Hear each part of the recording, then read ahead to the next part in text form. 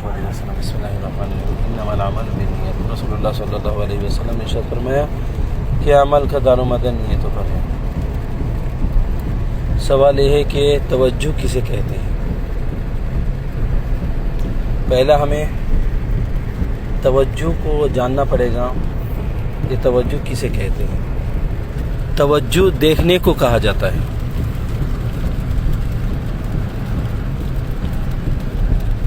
پہلا ایک نمبر یہ ہے کہ توجہ جو ہے دیکھنے کو کہا جاتا ہے، اور دیکھنے کا تین شکل ہے۔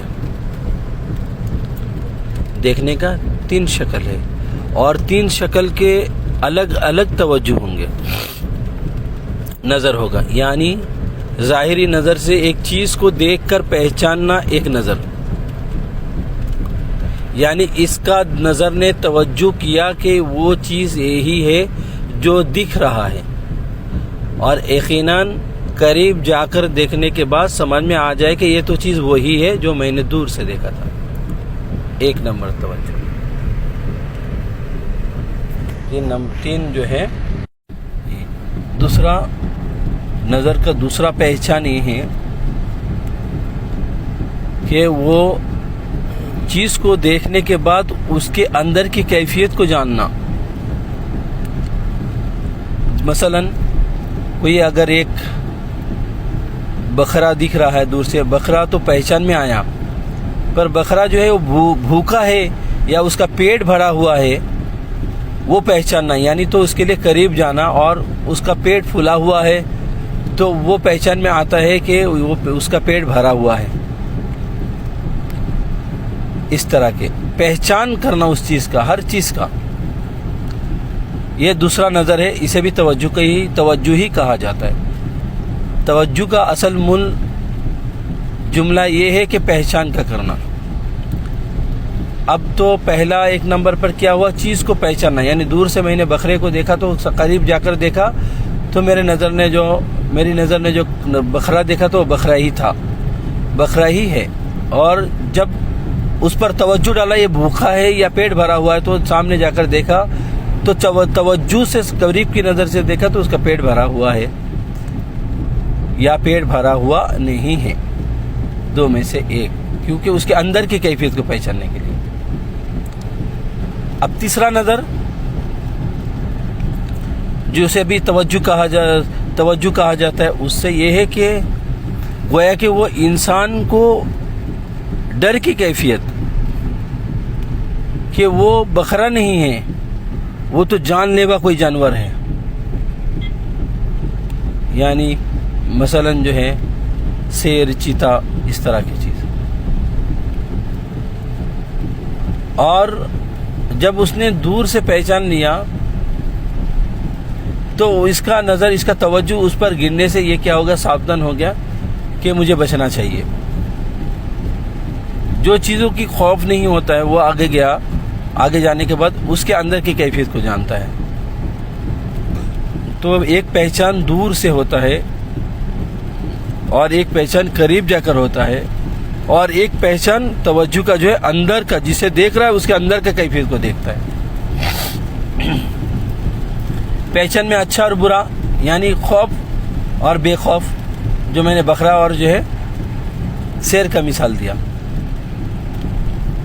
اور اس کے اندر جو ہے جب توجہ، جب غور سے دیکھے، قریب گئے، جو جانور کے پاس قریب گئے اور اس کے غور سے دیکھے کہ وہ کھایا ہے، اس کا پیٹ بھرا ہوا ہے یا وہ بھوکا ہے، اس کو یہ تین قسم کے توجہ ہوتے ہیں۔ تین نظر کو بھی توجہ کہا جاتا ہے، یعنی جو آپ کو مطلب اگر آسانی جملے سے اگر آپ کو میں سمجھاؤں، جو نظر آپ کو وہ جو چیز ہے اس چیز کی پہچان کراتی ہے، آپ کا نظر وہ چیز کی پہچان کراتی ہے، تو اسی کو ہی توجہ کہا جاتا ہے۔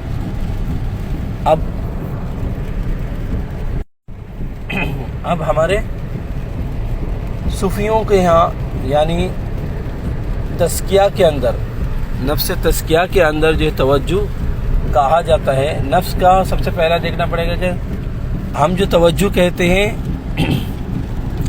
وہ دل کی نظر کا۔ اب دل کی نظر کیا پہچان کرائے گی کہ بھلا یا برا، اس کی حقیقت کی پہچان کراتا ہے. اچھا اب جو ہے توجہ کے دو نظر باطنی میں جائیں گے تو توجہ کے دو نظر.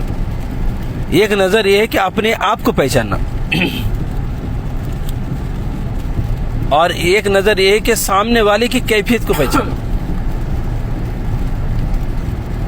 یہ تزکیہ ہے نفس کے اندر جو اصلاح کرانا چاہتے ہیں اور جو اصلاح کرتے ہیں اس کے لیے.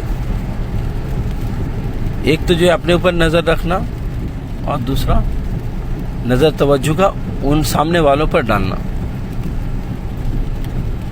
اچھا یہ دونوں کے الگ الگ کام ہوتے ہیں. اب ہمارے پاس سوال یہ ہے کہ توجہ کسے کہتے ہیں. اگر یہ بندے کے پاس بد نظری سے بچنے کی عادت ہے, بدگمانی سے بچنے کی عادت ہے, اور اس بندے کے پاس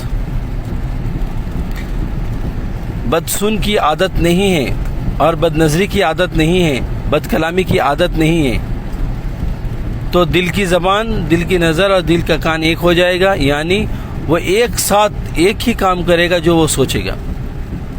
وہ اگر کوئی پیر یا کوئی مرید, کوئی پیر جو ہے مرید پر اگر توجہ ڈالنا چاہتا ہے تو دل کی زبان سے توجہ ڈالے گا. تو دل کی زبان سے اس کے دل کی زبان کو جو ہے توجہ ڈالے گا. کیا کہ یہ دل میں اللہ کہے گا اور اس کے دل میں ضرب لگانے کا تصور کرے گا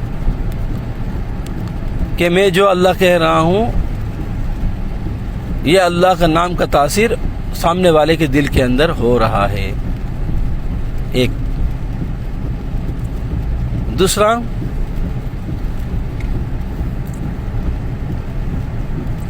صرف ایک اللہ کا نام ہی نہیں, اگر کوئی بندہ گنہگار ہو, اگر مرید گنہگار ہے, پیر کو سمجھ میں آیا کہ گنہگار, یا پھر پیر کے سامنے آ کر اس کا اقرار کیا کہ میں گنہگار ہوں, میں نے گناہ کیا, پیر اب توجہ ڈالنا چاہتا ہے اس پر.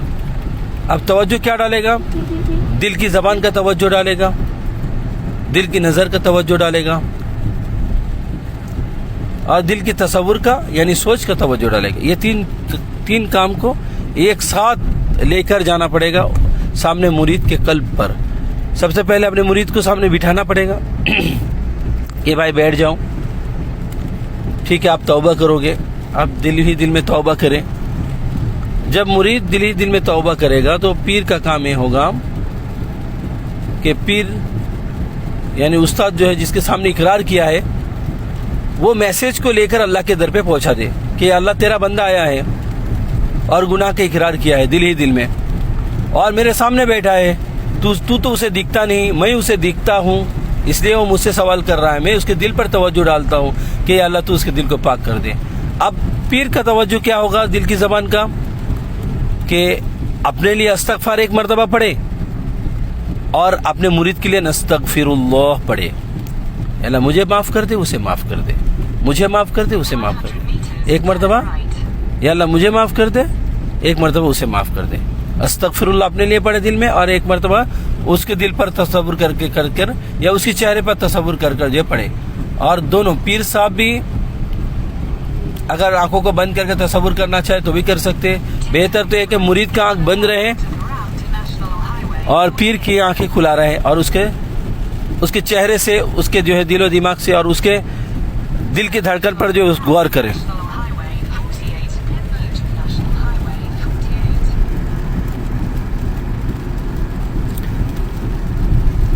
اب رہی بات کہ پیر کے سامنے مرید ہے, مرید کا کام یہ ہے کہ وہ آنکھ بند کر کے اپنے دل کی طرف تصور کرے اور توبہ کرے.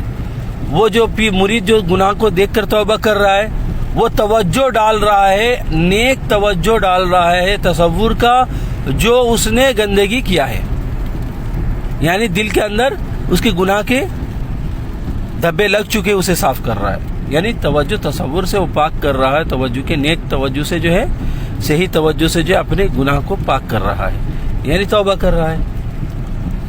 اور شیخ کا کام دو ہے، ایک تو اپنے لیے کرے گا توبہ، مجھے معاف فرما، اور مرید کے لیے توبہ کرے گا یا اللہ اسے معاف فرما، اور دل کے اندر جو ہے دل کی زبان سے توبہ کرے گا اور دل کی سوچ کو اس کے دل کی سوچ پر ڈالے گا۔ اچھا، اس کا دوسرا اور ایک شکل ہے توجہ ڈالنے کا، کہ اگر مرید سانس لے رہا ہے، مرید سانس لے رہا ہے تو شیخ جو ہے اس کی سانس جب چھوڑتا ہے وہ، تو شیخ اس وقت سانس لے، اور جب مرید سانس کو لے رہا ہے تو شیخ کیا کرے، اس سانس کو چھوڑے اور یہ تصور کرے کہ استغفر اللہ اور نستغفر اللہ، اس کی تصور کرتے رہے دل کے اندر کہ میں استغفر اللہ اپنے لیے پڑھ رہا ہوں، میرے دل کو پاک کر دے، اور میرے دل کی پاکی سے یا اللہ اس کا بھی دل کو پاک کر دے، میرے دل کے پاکی کی برکت سے اس کے دل کو بھی پاک کر دے، یا اللہ میں توبہ کرتا ہوں تو مجھے بھی پاک کر دے، اسے بھی پاک کر دے، یہ بھی کہہ سکتے ہیں دل کے اندر۔ یہ سوچے کہ میں جو توبہ کر رہا ہوں یہ گناہ کی ظلمت دور ہو رہا ہے، اور ایک نور استغفر اللہ جو میں نے اللہ کو حاضر اور ناظر کر کے توبہ کر رہا ہوں، تو نستغفر اللہ جب اللہ کا میں نے پھر سے نام لیا اس کے لیے، تو یہ نور بن کر پہلا نور میرے دل میں داخل ہوا استغفر کا، اور نستغفر اللہ کا نور اس کے دل میں داخل ہوا۔ جب اس کا دل میں داخل ہوگا تو وہ سانس لے رہا ہو تب نستغفر اللہ شیخ کہے، اور مرید جو صرف استغفار پڑھتے رہے گا۔ کیونکہ بات یہ ہے، ایک مشین ہوتا ہے لکڑی کاٹنے والا، اور ایک بلیڈ ہوتا ہے بلیڈ ہوتا ہے جو لکڑی کاٹنے والا، اور ایک لکڑی ہوتا ہے۔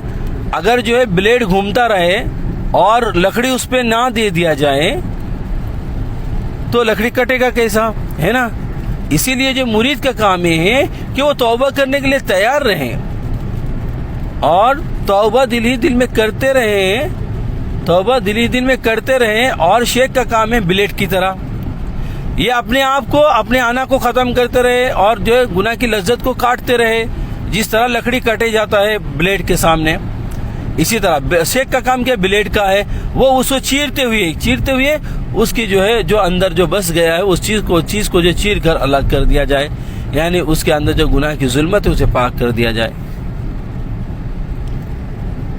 تو اسی طرح یہ شیخ جو ہے سانس لے، وہ جب مرید جو ہے سانس کو چھوڑے، یہ سانس کی تصور ہے، یہ سانس کی توجہ ہے، یہ بھی کر سکتے ہیں۔ ایک توجہ یہ ہے بغیر دیکھے، بغیر اس کی سانس کو احساس کرے ہوئے، بس دل ہی دل میں تصور کرے میں اسے دیکھ رہا ہوں، یا اللہ اس کے چہرے کو دیکھ کر توجہ ڈالے کہ اللہ اس پر رحم فرما۔ دل کی کیفیت تو اللہ جانتے ہیں، اللہ تو عالم بذات الصدور ہے، وہ تو دل کی خبر کو جانتے ہیں۔ جو اللہ یہاں موجود ہے، میں جسے سوچ رہا ہوں وہاں بھی موجود ہے، تو اس لیے جو ہے اللہ کی حضوری میں اللہ اپنا دھیان کر اور اللہ سے تصور کر کے، یا اللہ اپنے فضل اپنے کرم سے وہ بندے پر رحم فرما، میں جو سبحان اللہ پڑھ رہا ہوں اس کا نور اس کے اندر بھی داخل فرما، میں جو استغفار پڑھ رہا ہوں اس کا نور مجھے عطا فرما، اسے بھی عطا فرما، میں استغفار پڑھ رہا ہوں، یا اللہ اس بندے کو معاف فرما۔ تو اسے توجہ کہتے ہیں۔ ایک توجہ عام ہوتا ہے، اس لیے اسے ہم توجہ نہیں کہتے، اسے ہم توجہ نہیں کہتے ہیں کیونکہ ہمیں پتہ نہیں۔ جیسا کہ کوئی بندی ہو یا بندہ بیمار ہے، ہم اس کے لیے ذکر کرتے ہیں، یاسین پڑھ کر دیتے ہیں، سورہ فاتحہ پڑھ کر دیتے ہیں پانی میں دم کر، اور دینے کے بعد ہم اسے پلاتے ہیں۔ یہ جو پڑھ رہا ہے نا وہ اس کی توجہ ہے، وہ توجہ ہے، اس کو توجہ کہا جاتا ہے، کہ اس کا علم نہیں توجہ کا، پر یہ جو ظاہری توجہ ہے کہ اس کے لیے پڑھا جاتا ہے، اس لیے وہ پڑھ رہا ہے، پانی میں دم کرے کہ اس کو پڑھ کے دینی ہے۔ اور کوئی بگڑ جاتا ہے ہمارے گھر میں تو ہم اس کے لیے دعا کرتے ہیں، اللہ ہماری بگڑی کو بنا دے، ہماری پریشانی کو دور کر دے، میرے بھائی کو ٹھیک کر دے، میرے بہن کو ٹھیک کر دے، اسے درست کر دے، اسے درست کر دے۔ کیوں کرتے ہیں؟ یہ بھی ایک توجہ ہوتا ہے کہ احساس کا توجہ ہوتا ہے، پر ہمیں توجہ ہمیں پتہ نہیں ہوتا ہے۔ تو توجہ کا اصل نچوڑ یہ ہے کہ تصور کا کرنا، اور اس چیز کی تصور کرنا جو صحیح ہو اور صحیح پہچان ہو اس کا، اور دور سے ہو یا قریب ہو، اس کی ظاہری ہو یا باطنی کی کیفیت کو جاننا، اسے توجہ کہا جاتا ہے۔